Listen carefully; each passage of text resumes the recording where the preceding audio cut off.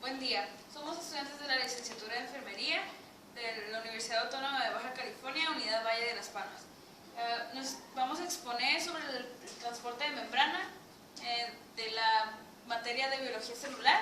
Somos el equipo número 2 del grupo 311 y los integrantes somos Aguilera Soto, Elizabeth Paloma, Castellón Gómez, Yaritza Ailín y su servidora Cárdenas Gómez y Omar Anaís. Vamos a empezar con la membrana plasmática, la cual actúa como una barrera que controla el tránsito de moléculas hacia el interior y el exterior de la célula. Esta membrana plasmática, pues vamos a explicar su estructura, la cual está formada de esta manera. La principal por las cabezas hidrofílicas y las colas hidrofóbicas que se encuentran a todo el intermedio de la membrana plasmática. Poco después nos vamos a encontrar con las proteínas integrales que también se encuentran hacia el intermedio de la membrana, y bajo de esas proteínas integrales nos vamos a encontrar con lo que son las proteínas periféricas. Esto pues en el interior. Hacia el exterior de la membrana nos vamos a encontrar con los oligosacáridos que se encuentran con esta estructura muy poco parecida a los glucolípidos, que también se encuentran hacia el exterior de la membrana con esta estructura, que es un poco más grande que la de los oligosacáridos. También se encuentran las glucoproteínas, que se encuentran también de igual manera hacia el exterior de la célula, y con las fibras del citoesqueleto que se encuentran hacia el interior de la célula. De esta manera se puede decir que tienen contacto con las proteínas, son pues sí, integrales.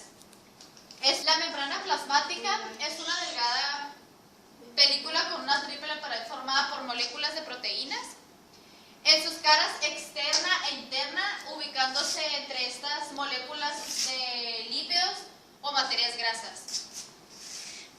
Esta triple membrana está atravesada por poros muy finos por los que entran y salen sustancias de ella, sustancias formadas por moléculas, pues cuyo tamaño es menor que el diámetro de la célula. Está formada también por una bicapa lipídica casi continua. Cumple la función de permeabilidad selectiva. Esto quiere decir que es semipermeable, ya que regula el intercambio entre las células y el medio. Es selectiva y es semipermeable porque permite el pasaje de ciertas sustancias, pero no de todas. La función de la membrana es la permeabilidad selectiva con transporte pasivo y activo. Esto quiere decir con o sin gasto de energía. Ok, estos son los tipos de transporte que ocurren a través de la membrana lipídica o por proteínas.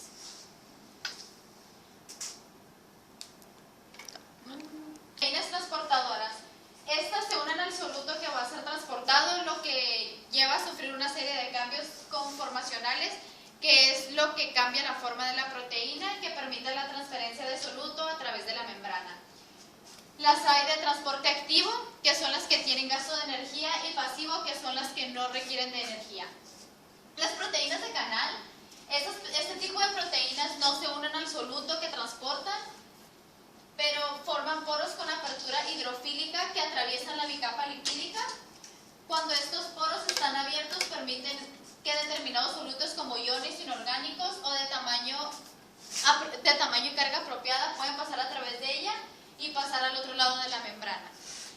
No se encuentran abiertos permanentemente, sino que necesitan estímulos específicos para cada tipo de proteínas transportadoras.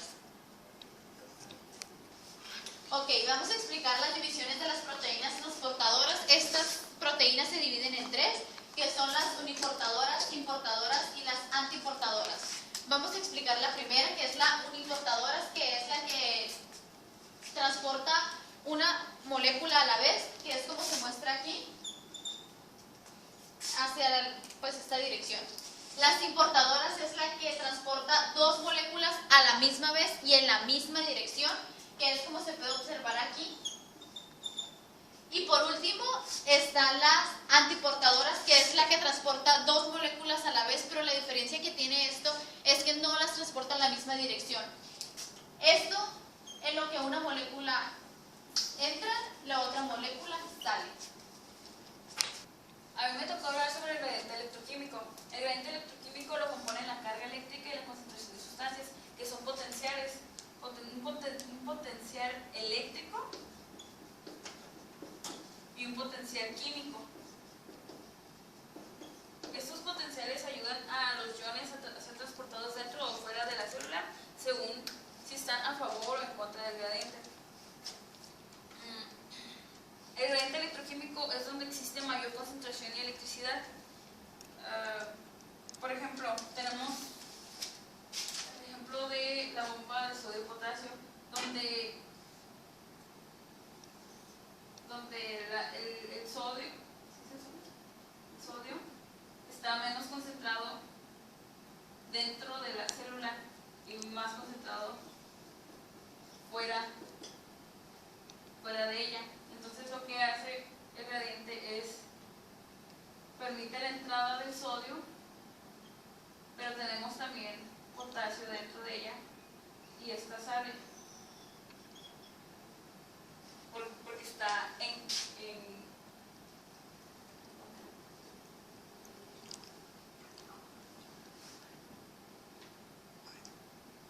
porque está mayor. porque tiene mayor concentración fuera de la célula del sodio.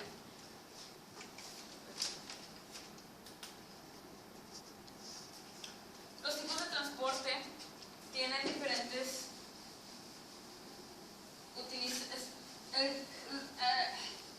los tipos de transporte utilizan también el gradiente electroquímico para transportar sus iones fuera o dentro de la célula. El transporte activo está en contra de su gradiente. Se le ocupa suministrarle energía porque sus movimientos son cuesta arriba. Y el pasivo está a favor de su gradiente, por lo que pues su movimiento es cuesta abajo y donde hay más concentraciones, a donde va a menos. Y en este momento, en este transporte pasivo, no se ocupa suministrar energía, pues sus movimientos son espontáneos.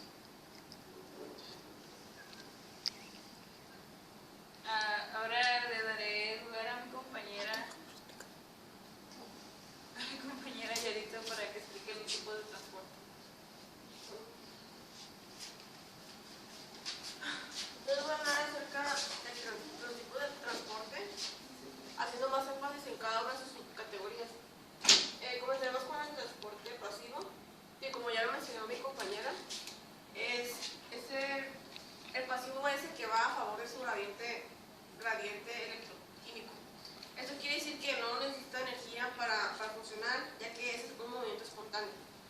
Tiene tres subcategorías: la ósmosis, que es el transporte de H2O únicamente, y las proteínas que se encargan de realizar esta función, acoporinas, son especialmente para el H2O.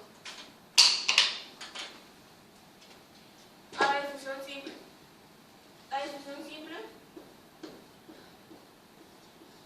es el tipo de transporte por el cual la molécula no necesita ninguna proteína, ni un canal, ningún poro para poder atravesar la capa lipídica. La atraviesa directamente, pero no todas las moléculas pueden atravesar directamente. Las características que tienen que tener las moléculas para poder atravesar la capa lipídica directamente sin ayuda de ninguna proteína es que tienen que ser pequeñas, no polares e hidrofóbicas.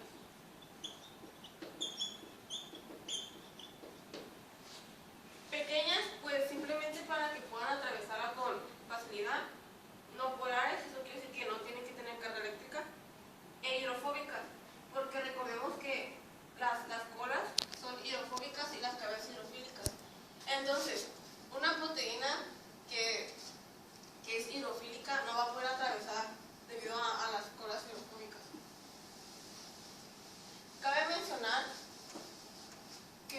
las moléculas que más realizan las que más realizan este transporte es el hidrógeno, nitrógeno, el óxido de carbono y el benceno. Cumplen con esas características que ya mencioné, que es pequeño, hidrofóbico y no polar. La difusión facilitada. La difusión facilitada es lo contrario de la difusión simple. Es cuando las moléculas no pueden atravesar directamente la capa lipídica, que no cumplen con las características que ya mencioné y necesitan de ayuda, por decirse. Ahí es cuando intervienen las proteínas, canales o poros. Para que una molécula pueda pasar o cumpla las características de la difusión facilitada, tiene que ser más grande obviamente que las moléculas de la difusión simple. Eso puede ser mediana, tampoco tan grande. Tienen que ser hidrofílicas y polares. En lo polar pueden o no pueden tener carga.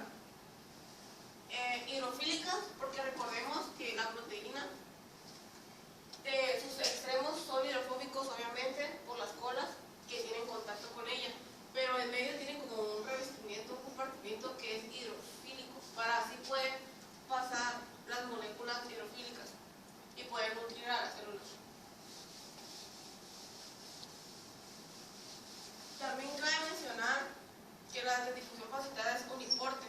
Esto quiere decir que nada más transportan un tipo de molécula a la vez. No pueden transportar más uno a la vez. El transporte activo. El transporte activo, a diferencia del pasivo, sí necesita energía para poder llevarse a cabo. Debido a que, como un ejemplo que mi compañera va cuesta arriba, necesita proporcionar energía para poder funcionar, para poder llevarse a cabo. El transporte activo, también al igual que el pasivo, se divide en tres subcategorías. Es el primario, que es de las bombas. Un ejemplo es de la bomba sodio-potasio, que funciona con energía ATP.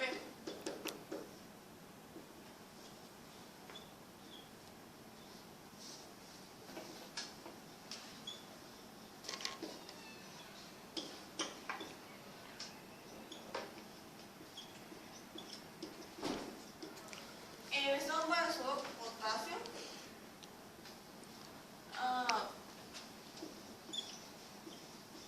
como ya mencionamos, el activo va en contra de su gradiente. Entonces, en esa bomba entran moléculas de sodio-potasio al citosol de la célula. Entonces, esto ya me dice que se encuentra en mayor proporción afuera y menor proporción adentro, y por eso es necesario que entra, porque va en contra de su gradiente. El potasio, sin en cambio, sale de la membrana.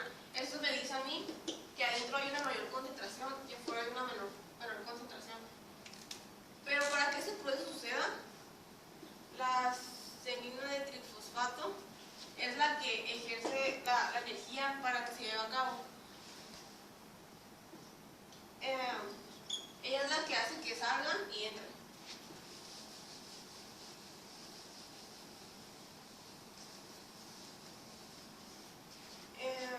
En la translocación de grupos. En la translocación de grupos, en resumen, sería como que las sustancias o moléculas nunca van a estar en un equilibrio. Entonces, nunca va a haber positivo ambas. Si son dos, por ejemplo, las potasio, nunca van a estar positivo en mayor concentración,